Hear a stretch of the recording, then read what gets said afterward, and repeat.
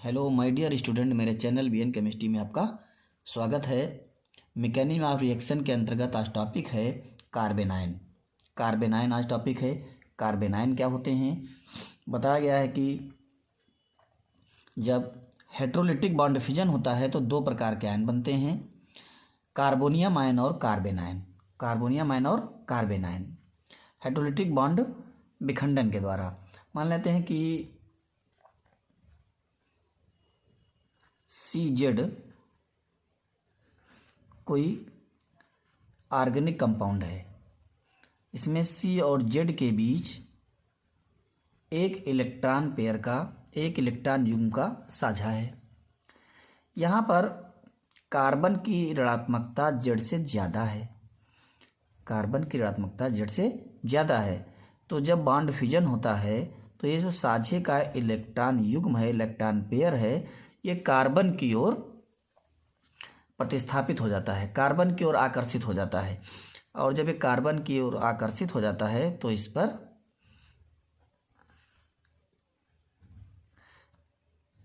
Minus charge आ जाता है और इस पर प्लस चार्ज आ जाएगा। इस पर जो है ये इलेक्ट्रॉन पेयर आ जाएगा, कार्बन ऋणावेशित हो जाएगा और जो ऋणावेशित कार्बन होता है वही कार्बेनाइन होता है, जिनमें अर्थात वह आयन और कैसे बने हैं? हेट्रोलिटिक बॉन्ड फिजन के द्वारा बने। वह आयन जिनमें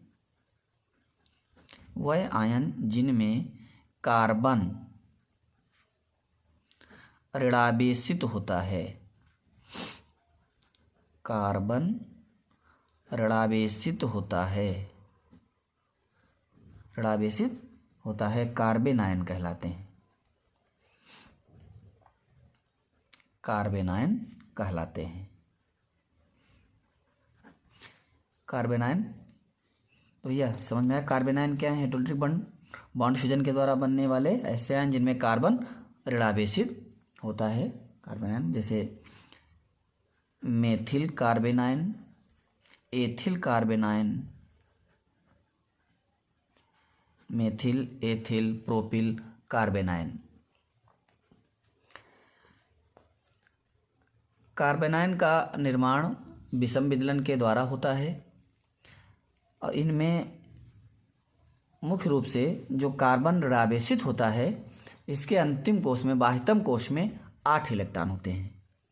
जो ऋणावेशित कार्बन है, भैया ध्यान देना, ऋणावेशित कार्बन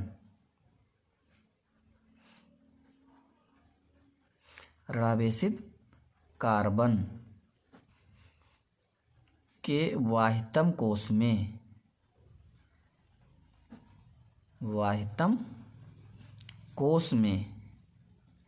8 इलेक्ट्रॉन, या कितने इलेक्ट्रॉन? 8 इलेक्ट्रॉन होते हैं। इनमें कितने इलेक्ट्रॉन होते हैं? 8 इलेक्ट्रॉन होते हैं। अगली बात करते हैं। अब इनमें भी देखिए उसी प्रकार से प्राइमरी, सेकेंडरी और टर्सरी कार्बेनाइन होते हैं। बताया जा चुका पहले ही।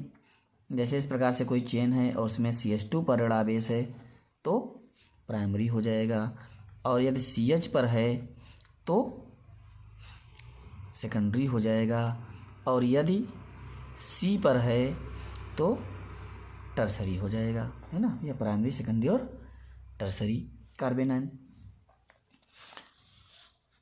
अगली बात करते हैं संरचना की, कि इसकी संरचना कैसी होती है, कार्बेनाइन का स्ट्रक्चर कैसा होता है। संरचना, कार्बेनाइन संरचना के लिए जो ऋणावेशित कार्बन है उस पर sp3 संकरण होता है। कौन सा संकरण होता है? sp3 संकरण होता है। sp3 संकरण का मतलब है कि एक S है, 3 P है, मतलब 4 संकर कक्षक बनते हैं। sp3 संकरित कक्षकों की संख्या होती है 4। 4 कक्षक होते हैं तो चतुष्फलकी आकार में अरेंजमेंट इनका होता है। चतुष्फलकी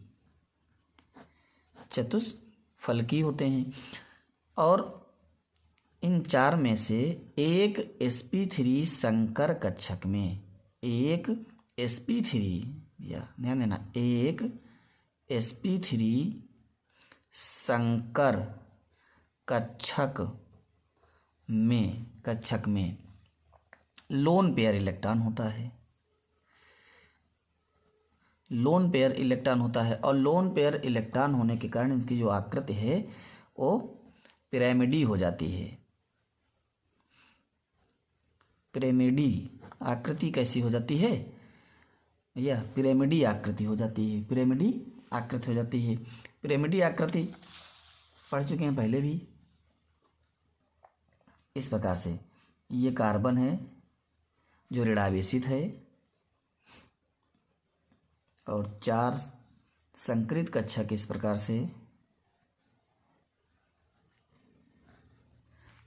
से रहते हैं।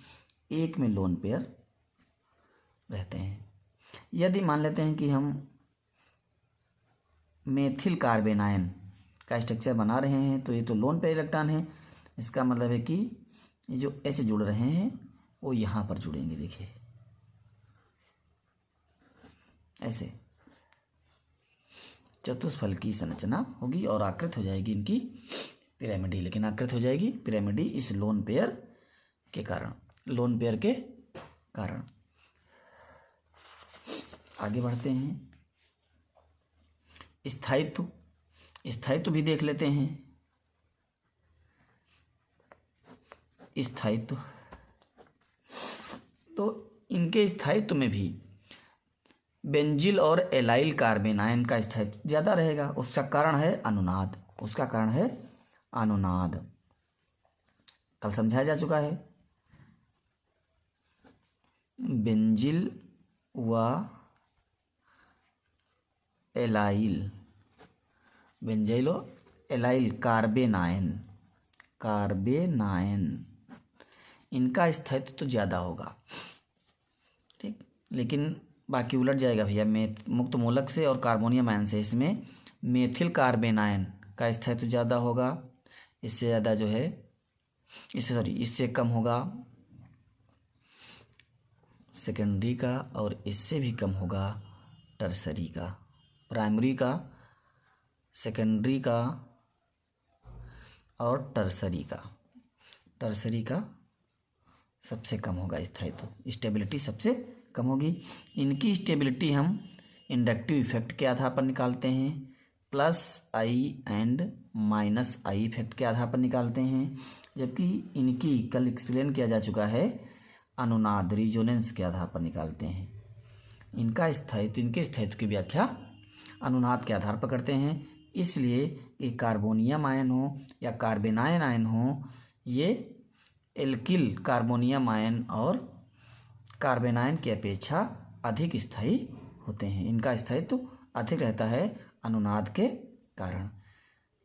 जबकि कार्बेनायन और कार्बोनियम में प्राइमरी, सेकेंडरी, टर्सरी और मेथिल का स्थायित्व एक दूसरे के विपरीत होता है, उल्टा होता है। इसमें मेथिल कार्बेनायन अधिक स्थायी होता है और फिर प्राइमरी, सेकेंडरी, टर्सरी का स्थायित्व घटता रहता है। यह इसी प्रकार से ये कार्बोनियम आयन, कार्बेनायन हो गए। दोनों में अंतर और मुक्त मूलक तथा आयन में अंतर बहुत ही पूछा जाता है। इम्पॉर्टेंट टॉपिक है। अगले टॉपिक की तरफ बढ़ेंगे। नेक्स्ट टॉपिक रहेगा रिएजेंट जो है पढ़ेंगे और इलेक्ट्रॉन स्नेही तथा नाभिक स्नेही अभिकर्मक के बारे में पढ़ेंगे। अगला टॉपिक रहेगा। धन्यवाद।